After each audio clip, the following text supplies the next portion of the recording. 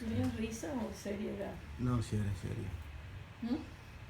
Imagine living on an island with nice tropical climate weather year-round, exotic birds singing daily, and beautiful sunsets off the shores of a Caribbean beach.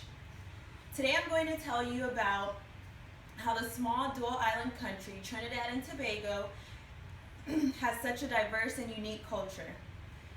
I have always wanted to visit the Caribbean, so before planning my trip, I chose to research the twin island Republic of Trinidad and Tobago.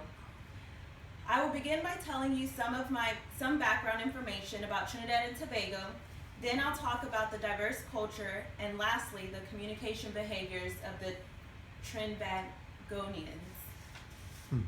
Let me begin by giving you background information on the Caribbean island. Located in the Caribbean Sea, north of Venezuela, lay the country Trinidad and Tobago. According to 2017 Culturegram's online World Edition's entry on Trinidad and Tobago in the section History, the first inhabitants came from a variety of tribes related to those in South America, but they were eventually enslaved and wiped out.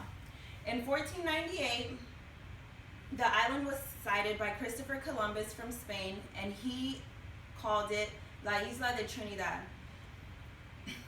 Under Spain's control, an influx of French Catholics established plantations there, and by the end of the 18th century, Trinidad and Tobago was captured by Britain. The capital of Trinidad and Tobago is Port of Spain. Like America, the country's official language is English. Trinbagonians also speak an informal English dialect with French, Spanish, Hindi, and African influences.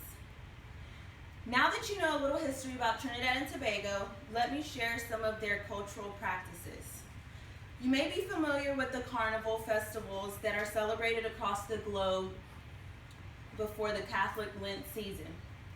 According to the Globalization in Trinidad Carnival, Diaspora, Hybridity, and Identity in Global Culture by Keith Nurse in October 1999, Volume 13, Number 4 of Cultural Studies, the social and cultural origins of the Trinidad Carnival vary and are a reflection of a multi-ethnic composition of history and society. The nation prides itself of its ethnic diversity, and most Tribagonians are Christian, most of which are Catholic. The carnival is celebrated the Monday and Tuesday before Ash Wednesday with elaborate costumes. People crowd the streets, dance to popular Trinidad music called calypso and soca. Due to its diversity, a wide variety of foreign foods are available.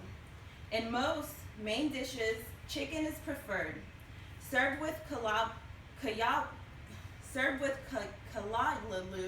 which is a local plant cooked with coconut milk, pepper, and pumpkin, and Spanish rice mixed with veggies or rice prepared with pigeon peas.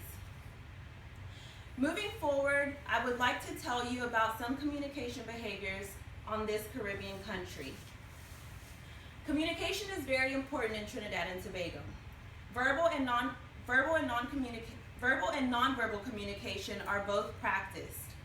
Like many other South American and European countries, it is impolite to not greet someone when you first see them for the beginning of the day. Tribagonians are expressive with hands and touching while conversing, while also emphasizing speech. A tooth-sucking noise is a common way to display disgust or disapproval. Immediate or extended family in the Caribbean are very close. The island people are so friendly that even a friend or a stranger may be greeted with a handshake, a fist bump, or even a kiss on the cheek. Based off of these customs, I would consider this as a collectivistic country.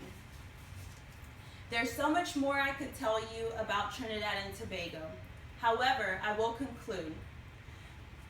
So I have told you a little history, and then I told you about their exciting cultural practices, and lastly, how they communicate.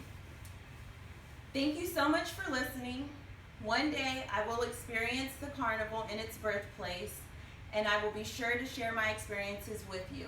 I can't wait.